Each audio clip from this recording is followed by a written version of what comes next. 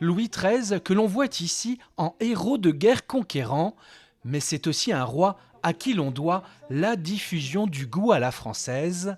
L'exposition Le classique c'est chic, c'est un coup de projecteur sur ces savoir-faire du XVIIe siècle à l'occasion de l'anniversaire de la victoire de la bataille de l'île de Ré il y a 400 ans. Observez bien cet ostensoir de 1622, c'est la pièce maîtresse de l'exposition. C'est Louis XIII, suite à cette bataille, qui va l'offrir à la paroisse de Notre-Dame de Riez.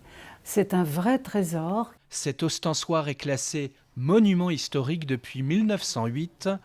Une exposition sur les arts du XVIIe siècle à Saint-Gilles-Croix-de-Vie, réalisée en partenariat avec des artisans d'art vendéens.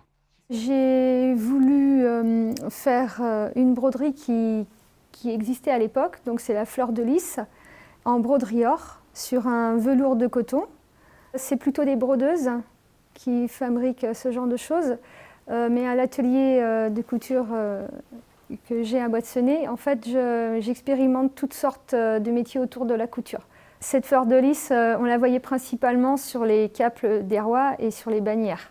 C'est ce qui, à mon sens, représentait le plus l'époque. Très courant aussi au XVIIe siècle, le lustre hollandais. J'ai fait le choix de présenter ici des pièces qui étaient très fréquentes à l'époque sous Louis XIII.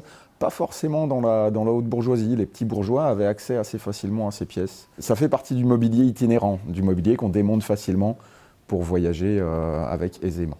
En plus de cette exposition, des conférences et des concerts sont programmés jusqu'au 27 novembre dans le pays de Saint-Gilles-Croix-de-Vie afin de vous faire voyager au cœur du grand siècle.